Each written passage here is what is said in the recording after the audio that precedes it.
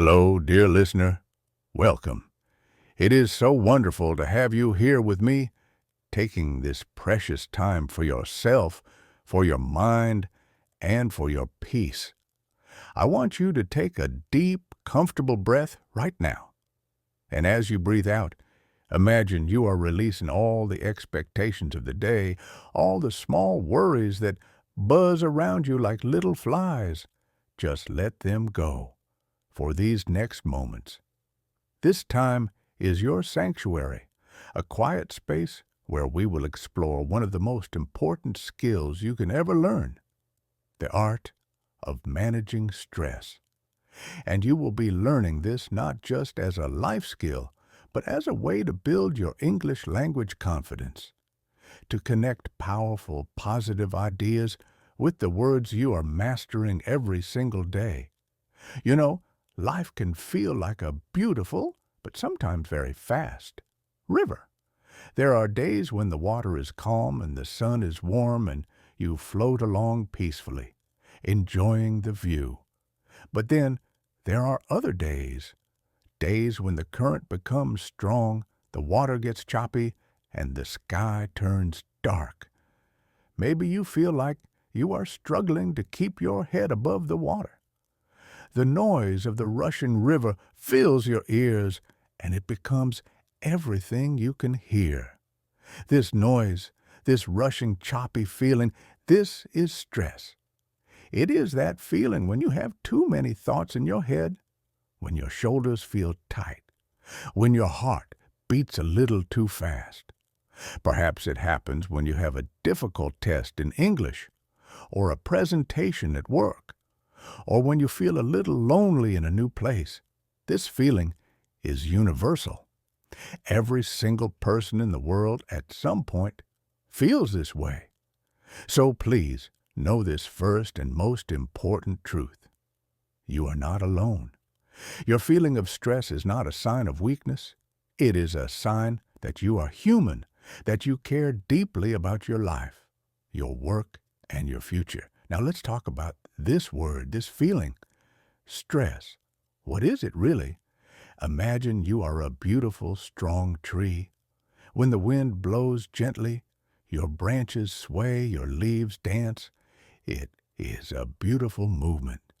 This gentle wind is like the normal challenges of life. They help you grow stronger, more flexible. But when a storm comes, the wind becomes violent.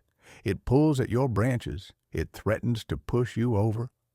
This storm is what we call chronic stress, the stress that does not go away. Your body in this storm goes into a kind of emergency mode. It's an ancient system inside you designed to protect you from immediate danger, like a wild animal. Your heart pumps faster to send blood to your muscles. Your breathing becomes quick and shallow to take in more oxygen. Your mind focuses only on the threat. This is wonderful if you need to run from a tiger. But what if the tiger is an overflowing email inbox or a long list of new vocabulary words you must remember? Your body reacts in the same ancient way, but there is no tiger to run from. So all that energy, that tension, has nowhere to go.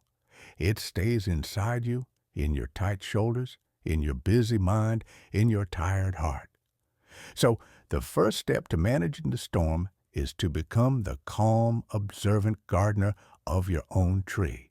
You must learn to notice the wind before it becomes a storm. This begins with awareness. I want you to think of your mind as a sky.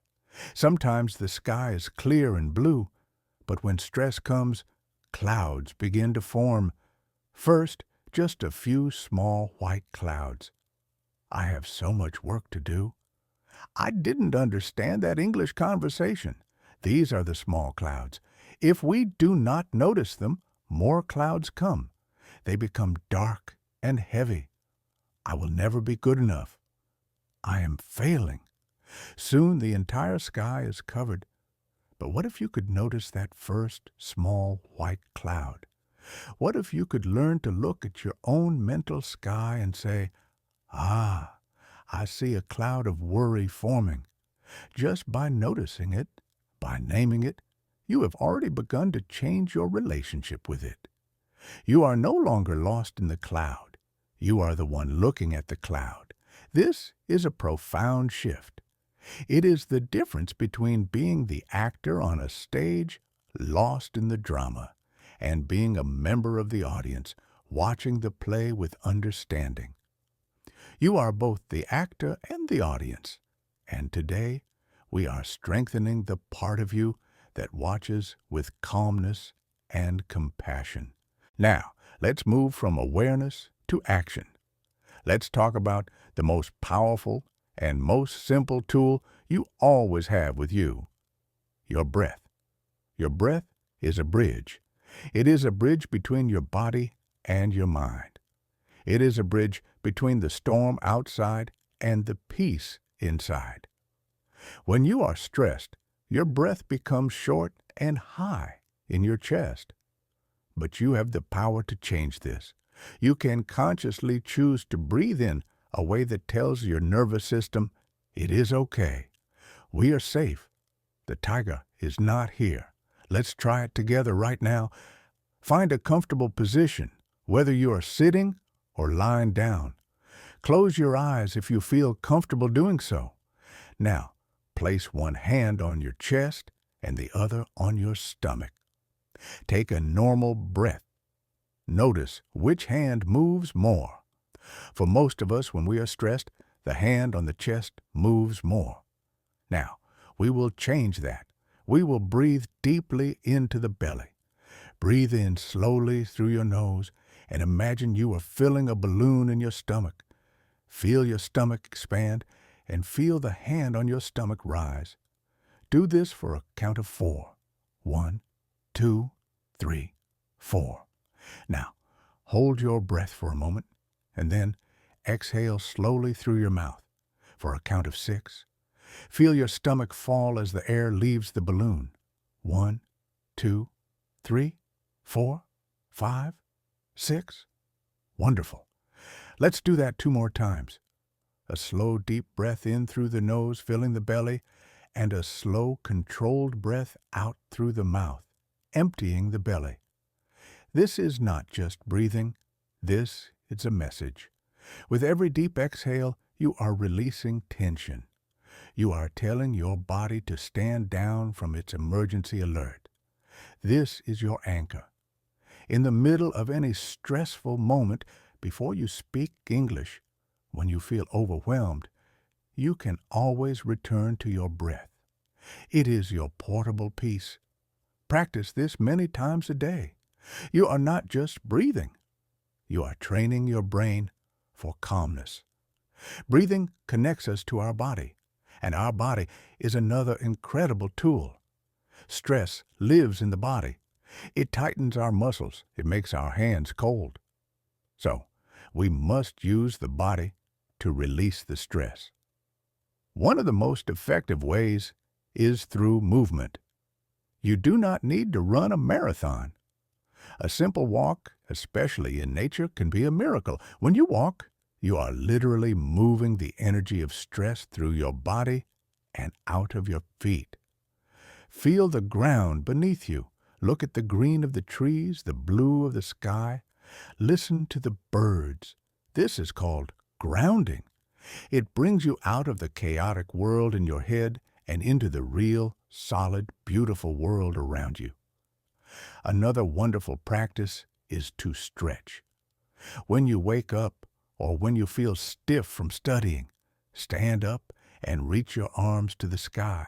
Stretch like a cat. Twist your body gently from side to side. Roll your shoulders. As you do this, imagine you are physically squeezing out the tension like wringing water from a wet cloth. Your body and your mind are one system. When you calm the body, you calm the mind. And what about the mind itself? That busy, busy world of thoughts? So much of our stress is created by the stories we tell ourselves. Our mind is a wonderful storyteller, but sometimes it tells scary stories. It says, what if I make a mistake? What if people laugh at my English? What if I fail? These what if stories can create immense fear. But here is a powerful secret. You can talk back to your thoughts. You can become the editor of your own story. The next time you hear that fearful voice, I want you to pause, acknowledge it. Say, "Thank you, mind, for trying to protect me." This may sound strange, but it creates a little space. Then ask yourself a simple question. Is this thought 100% true? Often it is not. It is just a fear, not a fact. Then try to rewrite the story. Change "what if I make a mistake" to "it is okay to make mistakes. Making mistakes is how I learn." Change "what if people laugh at my English" to "I am brave for speaking a new language. Every word I say is a victory." This is not positive thinking. This is accurate thinking. It is seeing the whole picture, not just the scary part. You are a student. You are learning. You are growing. Growth is not always comfortable, but it is always powerful. Now, let's build a fortress of daily habits that protect you from stress. Think of your mental peace as a beautiful garden. You cannot just pull out the weeds when they are huge. You must tend to the garden every day so the weeds cannot grow. How do we tend to our mental garden? First, with sleep. Sleep is not a luxury. It is a necessity. It is when your brain cleans itself, processes the day, and repairs your body. Prioritize your sleep as if your peace depends on it, because it does. Second, nourish your body with good food and water. When you put healthy fuel into your system, your mind feels clear and strong. Third, connect with people who fill your heart with joy. A simple conversation with a good friend, a shared laugh, a moment of understanding. This connection is a powerful antidote to stress. And finally, find moments of joy. Listen to your favorite music, dance in your kitchen, read a book for fun, even a simple one in English, watch a funny video. Joy is not a distraction from your serious life. Joy is a vital part of a life well lived. And for you, as a dedicated English learner, I want to give you a special perspective. See your English practice not as another source of stress, but as a part of your stress management toolkit. When you listen to a peaceful podcast in English like this one, you are not just learning, you are calming your mind. When you write in a journal in English, you're not just practicing grammar. You're releasing your thoughts onto the page, clearing your mental sky. When you learn a new positive word like resilience or serenity, you're giving your mind a new powerful tool to think with. You are building a vocabulary for your well-being. Do not pressure yourself to be perfect. Perfection is an illusion. Progress, however, is real and beautiful. Every sentence you form, every new word you understand, is a step forward. Celebrate those steps. Be your own best friend and your own biggest cheerleader. So, my dear listener, as we come to the end of our time together, I want you to carry a new story with you. The story is not that you are a person who gets stressed. The new story is that you are a person who knows how to find calm. You are the gardener of your mind. You have the tools. You have the breath, your ever-present anchor. You have the awareness to see the clouds forming in your sky. You have the body, which you can move and stretch to release tension. You have the power to change the stories you tell yourself. And you have daily habits that build your resilience, your ability to bounce back from difficulty. The river of life will always have its fast currents and its slow, peaceful stretches. You cannot control the river, but you can learn to be a better swimmer. You can build a stronger boat.